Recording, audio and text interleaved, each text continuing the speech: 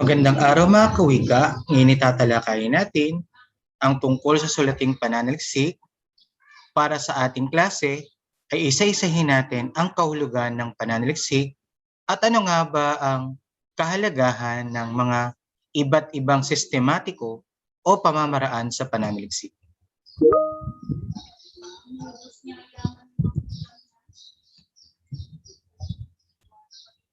Ano nga ba ang pananaliksik? Batay sa mga paham at mga mananaliksik, ang pananaliksik ay sistematikong pangangalap at paghahanap ng mga datos hinggil sa napapanahong paksa o issue. Ito ay batay sa iyong pag-aaral, ito ay batay sa iyong pananaliksik sa mga napapanahong paksa or issue. Tunghayan natin ang video para sa sistematikong paraan ng pananaliksik para malaman natin ano nga ba ang iba't ibang mga pamamaraan para sa ating gagawing pananaliksik.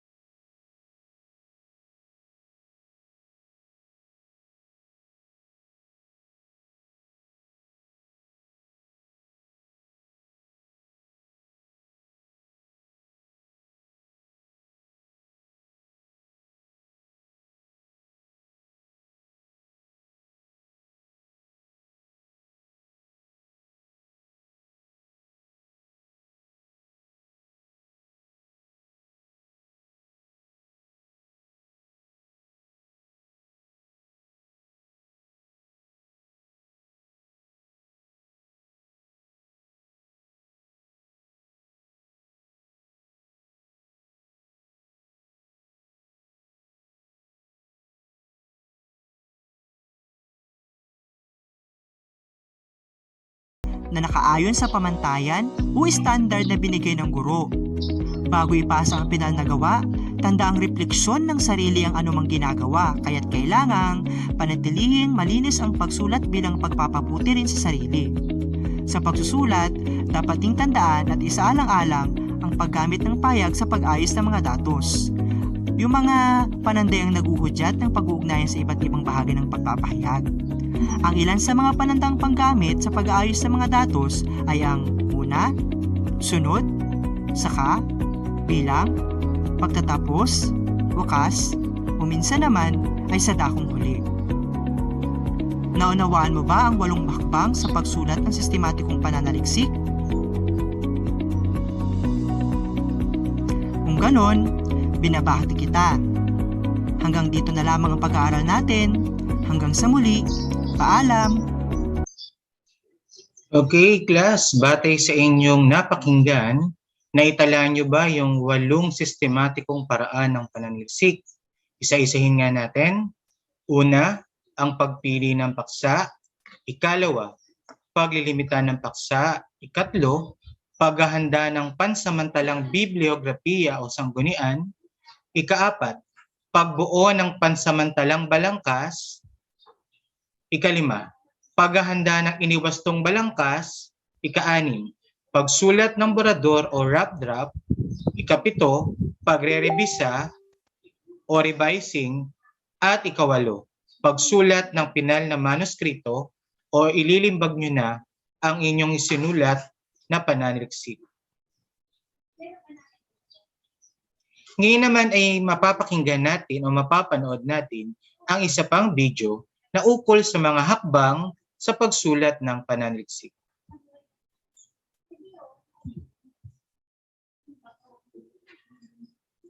Ano-ano nga ba ang mga hakbang na ating dapat isagawa sa pagsulat ng sulating pananaliksik? Tunghayan natin.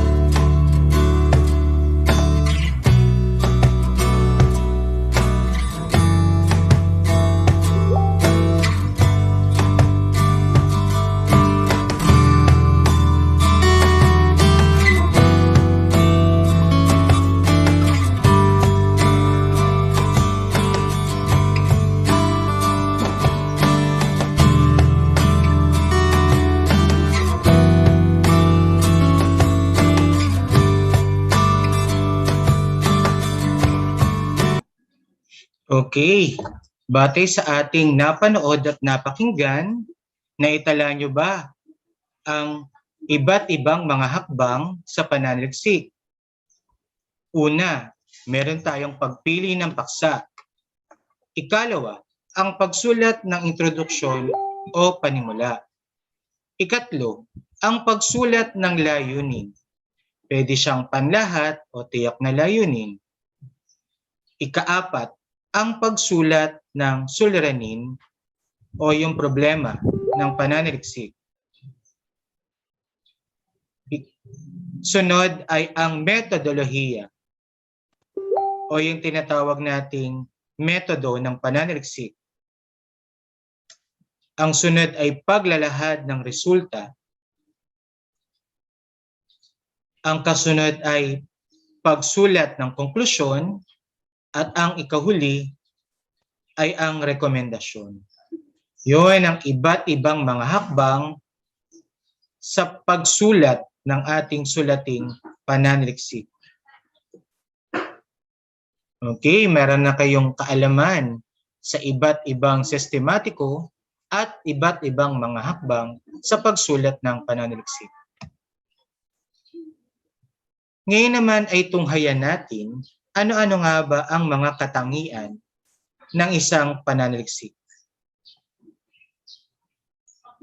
Naranasan mo na bang mangarap dahil sa isang research project na pinaghirapan at pinagpuyatan mo pa, pero pagbigay sa'yo ng iyong marka, hindi mo maintindihan kung bakit ang baba ng nakuha mo?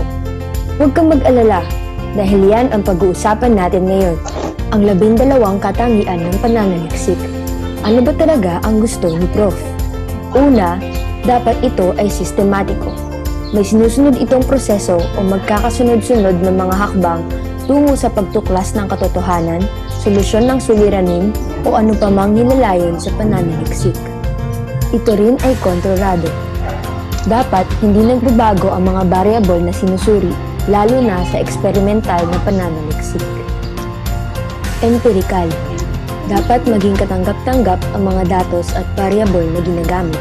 Ito ay makatotohanan na sang-ayunan ng marami at may basehan na karanasan o obserbasyon. Hindi ito teorya lamang. Ang pananaliksik ay mapanuri. Ang mga datos ay dapat suriin ng mabuti upang hindi magkamali sa paglapat ng interpretasyon ang mananaliksik. Madalas na ginagamitan ng estadistika ang pagsusuri upang masabing analytical ang pananaliksik na ito. Objektibo, lohikal, at walang pagkiling. Anuman ang lumabas na resulta ay hindi dapat mabago o mabahiran ng personal na saloobin ng mananaliksik. Gumagamit din ito ng quantitative o statistikal na pamamaraan. Nakalahad sa numerikal na ayos ang mga datos at ginagamitan ng statistika upang mas maging wasto ang mga resulta. Madalas na ginagamitan ng porsyento, ratio, at distribution ang paglalahad ng numerikal na datos. Orihinal na akda. Ang isang pananaliksik ay naglalaman ng mga datos na nakalap ng mananaliksik galing sa kanyang mga sanggunian. Hindi ito maaaring angkinin ng ibang mananaliksik. Postong investigasyon, obserbasyon at description. Bawat hakbang na gagawin ay dapat na maisagawa ng tama upang maging tama rin ang resulta. Nararapat lamang na ang konklusyon sa isang pag-aaral ay may kaakibat na matibay na ebidensya upang sumuporta dito. Ang pananaliksik ay matyaga at hindi minamadali. Kailangan pagtyagaan ang bawat hakbang na gagawin upang mapanatili ang kawastusan ng mga datos, pati na rin ang magiging resulta nito. Pinaglalaanan ito ng sapat na panahon at ibayong pag-iingat para maging matagumpay at matibay ang konklusyon nito. Pinagsisikapan. Walang pananaliksik na isinasagawa ng walang pagsisikap. Kailangang paglaanan ito ng panahon, talino, at sipag. Ang pananaliksik ay nangangailangan ng tapang.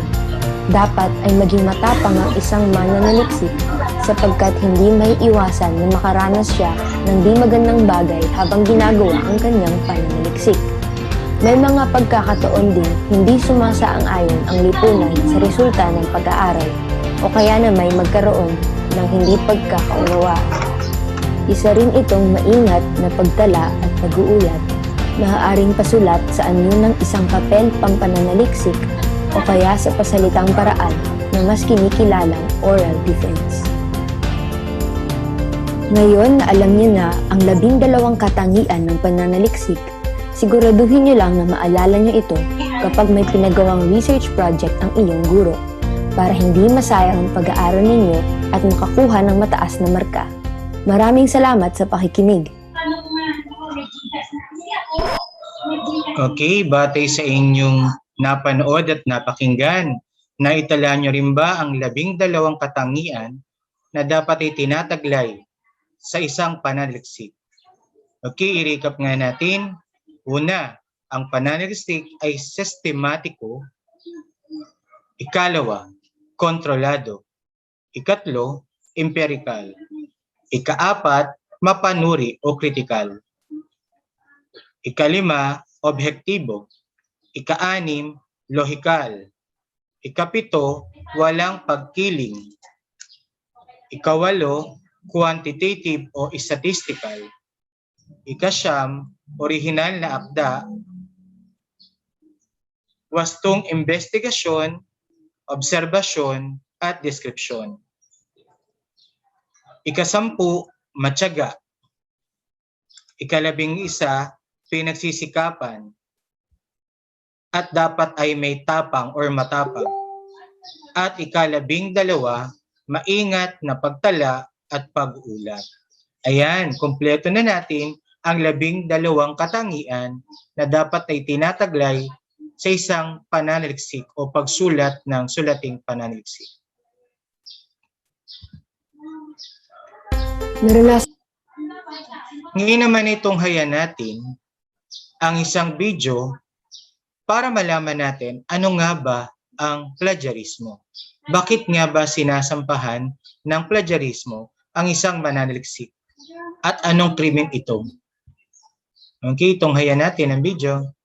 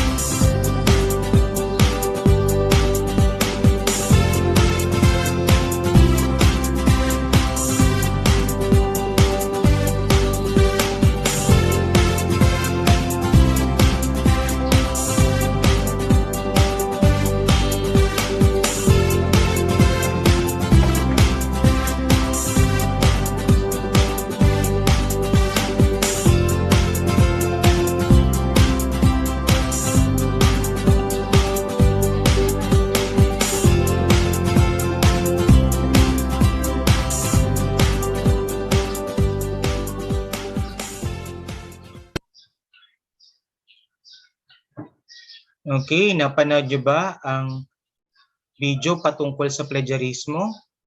Tama, ito ay pangungopia o pagnanakaw ng mga datos o impormasyon. Maaring sa plagiarismo ay kumuha ka ng isang datos o impormasyon o isang pahayag na hindi mo pinasalamatan o hindi mo tinukoy ang pinagkunan mo, ang orihinal na pinagkunan mo ng datos o impormasyon. Maaring sa plagiarismo ay nagsalin ka ng isang orihinal na teksto, subalit hindi mo inacknowledge or pinasalamatan ang orihinal na sumulat nito. O kaya naman ay kumuha ka ng definisyon sa isang diksyonaryo at hindi mo binanggit ang apelido o kung sino yung author ng kinuha mong definisyon or kinuhanan mo ng mga termino. Yun ang plagiarismo na maaari kang makulong o maaari kang patawan o pagmumulta o patawan ng isang kaso o pagmumulta. Ito ay nakapaloob sa Republic Act 8293 o yung tinatawag nating Intellectual Property Code of the Philippines. Ayan, at marami na kayong alam kung ano nga ba ang ibig sabihin ng plagiarismo. Ngayon ay simulan na natin ang pagtalakay.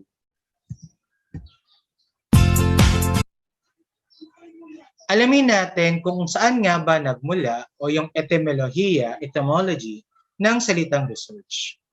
Ang research ay mula sa matandang salitang Pranses na recherche, galing sa researcher, nang ibig sabihin sa Ingles ay to seek out or to search again. Ayon na O'Hare at Punk noong 2000, ang pananaliksik ay isang pangangalap ng impormasyong galing sa iba't ibang hanguan sa pamamaraang informatibo at objektibo. Pag sinabi natin objektibo, ito ay batay sa nakikita, batay sa naririnig, batay sa naamoy, at batay sa nalalasahan. Ayon naman kina Brandon at kay Brandon, noong 2008, ang papel pampananaliksik ay isang mahabang sulating na tutungkol sa isang tiyak na paksa na may tamang dokumentasyon ng pinaghanguan ng datos at idea. Ibig sabihin lamang kung tayo ay magsasagawa ng isang pananaliksik, dapat alam natin ang proseso at ang tamang dapat gawin sa pag-iimis or pagsasaayos, paglilikom ng mga dokumento or dokumentasyon. Ano-ano nga ba ang katangian ng isang mabuting mananaliksik?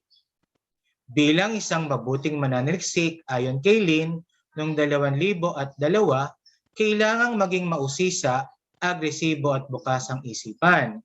Ano nga bang ibig sabihin ng mausisa? Ito ay tanong ng tanong, agresibo, maaaring ginagawa niya ang lahat para matapos ang kanyang pananaliksik. At bukas ang isipan, anumang magiging problema sa kanyang pananaliksik ay malulutas niya agad at mabibigyan niya agad ng solusyon dahil meron siyang bukas na isipan, open-mindedness. Halos ganito rin ang sinabi ni Salom noong 2007. Ayon sa kanya, kailangan ang mananaliksik ay maging matyaga at maging mapagmatsyag sa mga datos. Ano nga ba ang pagiging mapagmatsyag? Ikaw ay mapag-obserba, magpagmasid sa mga datos, hindi ka agad naniniwala sa mga datos kung ito ay totoo hanggat hindi mo ito napapatunayan at hindi mo ito nababasa ng paulit-ulit. Ngayon naman, kina Bernales et al. Noong 2008, ang sumusunod ay mga katangian ng isang mabuting mananaliksik. Ang matyaga, maingat, sistematiko at kritikal o mapanuri. Ano-ano nga ba ang pananagutan ng isang mananaliksik? Bilang isang mananaliksik, ang etika ay kaakibat ng integridad sa pagsulat nito. Ayon kina Poor at Bosimi, noong 2005, ang paggamit ng idea o salita na hindi nabibigyan ng karampatang pagkilala ng pinaghanguan ng idea o salita ay isang seryosong krimen na tinatawag na plagiarismo o plagiarism. Ayon naman sa Republic Act 8293 o Intellectual Property Code of the Philippines, may kaparusahang pagkakulong, pagmumulta ng halaga sa mga nag-plagiarize o nagnakaw ng isang impormasyon or datos o kumopya ng isang pananaliksik sa iba pang pananaliksik. Ang plagiarismo ay nararapat lamang na iwasan ng mga mag-aaral. Narito ang ilang tagubilin na kailangang isaalang-alang upang maiwasan ito. Bawat hiram na termino at idea ay gawa ng karampatang tala at pagkilala ng pinaghanguan ayon kay Atienza. Kung tayo ay hihiram ng anumang mga termino o ng anumang mga salita, idea, ay dapat pasalamatan natin o i-acknowledge natin, kilalanin natin ang pinagkunan natin ng impormasyon o ng datos o ng mga tala. Sunod, huwag magnakaw ng mga salita. Sipiin ang mga ito at bigyan ng karapatang pagkilala ayon muli kay Atienza. Kung tayo ay kokopya o tayo ay sisipi ng isang pahayag mula sa isang kilalang tao, marapay ating kilalanin, banggitin ang kanyang pangalan at anong taon niya ito sinabi para hindi tayo makasuhan ng plagiarismo o pagnanakaw. Huwag magkubli ng mga datos para lamang palakasin o pagtibayin ang argumento na parang ikiling ang pag-aaral sa isang partikular na pananaw.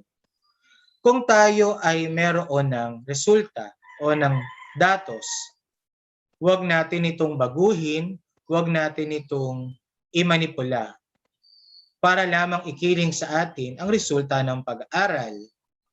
Kasi kung gagawin natin ang manipulasyon, parang hindi na rin tayo nagsagawa ng pananaliksik kung ito ay gawa-gawa lamang natin. Tiyaking mapapanindigan ang lahat ng interpretasyong binuo batay sa kanyang masinop at maingat na pagsusuri ng kanyang mga datos na nakalap. Panindigan natin kung ano ang kinalabasan ng ating interpretasyon. At batay dito, ilahad natin ng masinop at maingat na pagsusuri ang mga datos na nakalap natin. Ang datos na nakalap na nasa ibang wika na isinalin sa wikang Filipino ay bigyan ng karapatang pagkilala upang mabatid na ito ay salin at hindi orihinal. Kung tayo ay magsasali ng isang teksto, ay sabihin natin na ito ay salin at hindi orihinal. Kung hindi natin kikilalanin ang orihinal na sumulat, ay mapagkakamalan or iisipin na sarili natin itong katha.